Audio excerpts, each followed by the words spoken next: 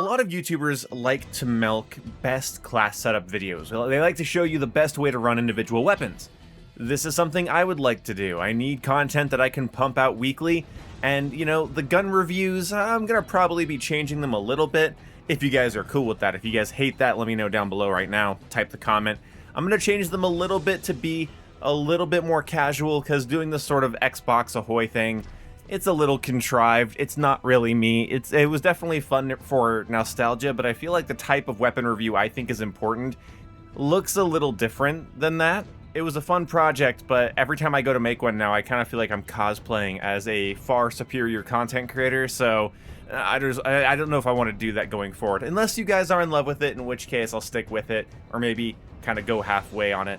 Either way, YouTubers don't understand that most of what somebody needs is just a sort of jumping off point so that they can make better classes. Now, I've made videos in the past, not about what the best attachment is or what the best specific build is or gun is, but more so like lists of entire chunks of attachments that are always going to be beneficial on just about every gun you put them on, or just explaining how different attachments might be more beneficial than you think they are. And so that way you don't have to just watch like 15 of my videos to figure out what to use. I can sort of give you a jumping off point so that you can make your own quality loadouts and classes, and then as the game goes on through its life cycle, I can give you guys more Black Ops 7 information that's a little bit more detailed. But right now, this is pre-Season 2, we're still in Season 1 Reloaded, and you know what?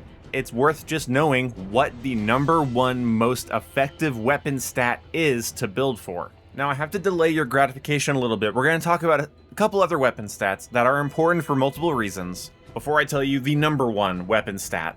That way you can kind of understand my thought process, and then my conclusion won't feel so ham-fisted. So, first of all, an attachment that helps you with something that you could just learn to deal with on your own is not going to be the most effective.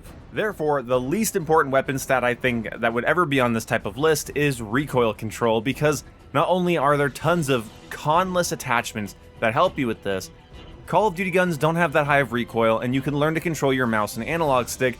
Therefore, building your gun entirely for recoil control or prioritizing, more than 2 recoil control attachments is just sort of unnecessary on most weapons. And the weapons that do benefit from lots of recoil control are sort of edge cases, and they don't in any way get near the most important stat. So recoil control, not the most important stat. Anything you can control with your thumb or wrist is not the most important stat.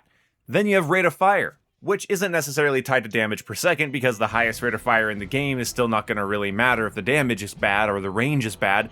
You can still have a very inconsistent TTK, but the thing about rate of fire is it allows for better accuracy on moving targets. Basically, when you sweep your aim with a higher rate of fire weapon, you're putting more lead down range, meaning when you sweep, let's say left or right on a moving target, you are filling more gaps with ammunition than not. You are making a more perforated line. You are making just a larger wall of fire for your enemy to have to, sort of get through. And so when you are dragging a 600 RPM weapon across the target, they have a higher chance of being in the interval when the weapon isn't firing versus 800, 900 RPM, where, if you're off by a millimeter, then you drag your sight back over to the target, they have a much higher chance of getting in the way of that bullet. So rate of fire isn't just how many shots it takes to kill and how fast that happens. It's also, how much leniency do you have on missing a shot or pulling your sight over to a second target during a gunfight or anything like that. You are creating a wall of fire, but you should be accounting for this on a weapon-to-weapon basis. Lower rates of fire are usually better at damage output and longer range. Higher is better for close and mid-range, and so play to those weapon strengths. Nothing is really wrong here. You shouldn't be increasing your rate of fire past what's necessary, especially when that comes with so many cons. So rate of fire is not the most important stat, and anything that increases it or changes it is not going to be the most important stat. Play to the effective range of your weapon, which is when you calculate your damage range, your bullet velocity, your multipliers, and of course your rate of fire. So, and your recoil even. So you don't worry about that. Yeah, that should be up to you to control your engagement. Now, I said bullet velocity, and bullet velocity's, something that would be very important, right? Faster bullets means less leading of targets, gives you a more hit scan-like feeling. Well, the thing is, when it comes to Call of Duty now, you have hit scan that sort of merges into bullet velocity. It's a hybrid system. By dividing your weapon's bullet velocity by 20, you can get the actual hit scan meter range. The example that I get from Google is that if you have a weapon with 800 meter per second bullet velocity, it has a 40 meter hit scan range because it's 800 divided by 20. So you just take whatever your meters per second is, divide it by 20, and there you have it. You have your formula for your hit scan range in Call of Duty. This hit scan range is there to keep you in check. It's supposed to keep you fighting within your weapon's effective range. So if you're constantly fighting outside your weapon's effective range, yeah, sure, go for it. Increase the hit scan range by increasing your bullet velocity. But on most 6v6 maps, it's not going to matter. And the weapons where you're going to get the biggest increase in terms of, consistency in that hit scan range, you're going to have the biggest fall off in damage. So you get like a really low range SMG up to like 900 plus meter per second bullet velocity. Hey, that's really cool, but cool. You have a weapon that's going to take 7 shots to kill, but has like a damn near infinite hit scan range. But it's going to take 7-8 shots to kill. It's going to be ridiculous. Don't prioritize that. It's an effective stat, just like everything I'm mentioning here. Your rate of fire is an effective stat. Your recoil control is an effective stat. It's just not the most important. The most important is range. In Call of Duty, the difference between killing somebody in 5 shots and killing them in 6 shots or killing them in 7 or 8 shots is maybe like a handful of meters. And those move fast. An enemy could enter a gunfight with you. You could put 3 out of 4 shots required for a kill on them. They could then, in this game, because movement penalties don't exist, you're not really subject to actually be punished for poor positioning. You could just slide behind cover, use a stim shot and heal. Then they come back out, you land your 3 shots. Oh, I only need 1 more. But they actually backed up and you backed up. You tried to cover your flank. You guys sort of maneuvered around a little bit. And now the gunfight that started at like 15 meters is now started like at 22 meters. You land 3 shots, you actually are going to need 2 more.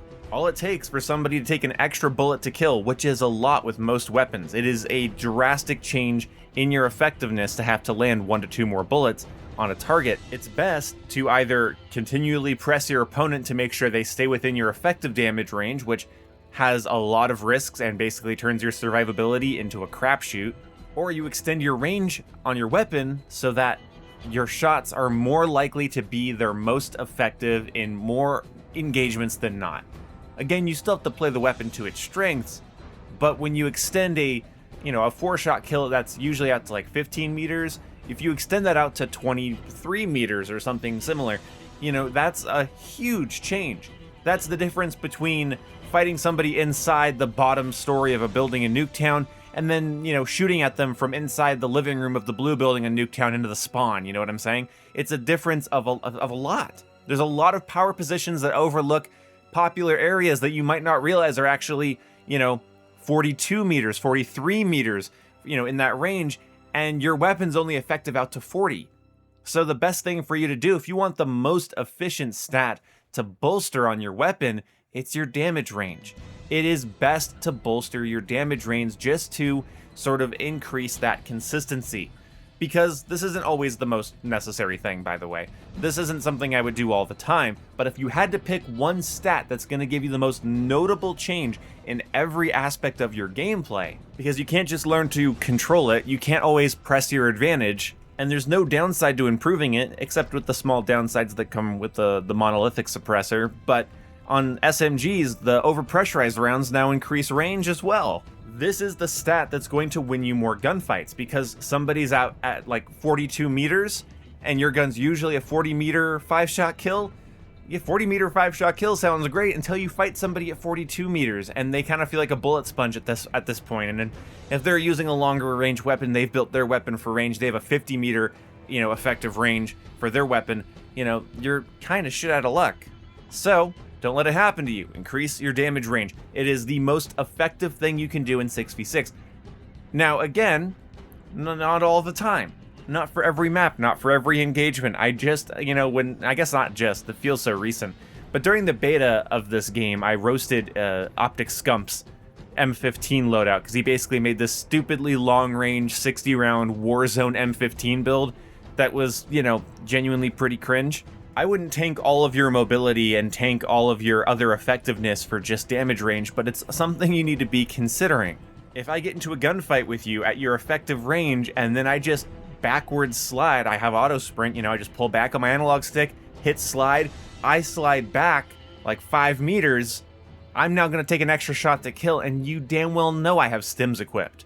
So I'm going to heal the moment you damage me, and then I'm just going to back up.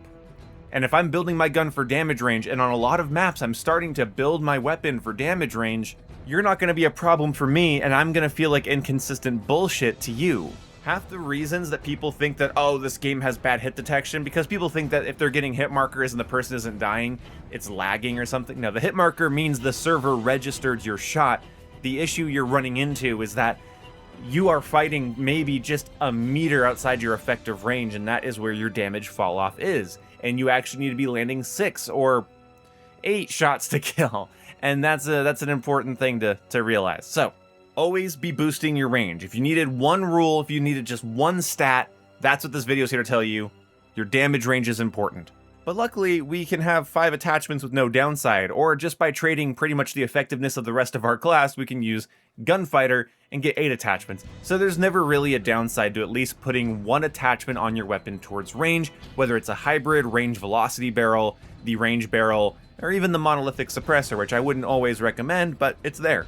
I find this is most effective on SMGs or any weapons that have a really nice one-shot headshot potential, increasing their range out as far as possible after increasing that headshot potential is going to allow for more consistent one-shot headshots. But either way, thank you guys so much for watching this video. If you enjoyed or learned anything from this, or I at least gave you just something to ponder when it comes to your gameplay, let me know down in the comment section below, and I will be making some class videos soon, and some a little bit more simplified, shorter, bite-sized weapon reviews, because the weapons in this game actually, turns out, aren't that complicated or interesting, and they don't need, like, 10, 12, 13, 15-minute long videos. Anyway, see you when I see you. Goodbye.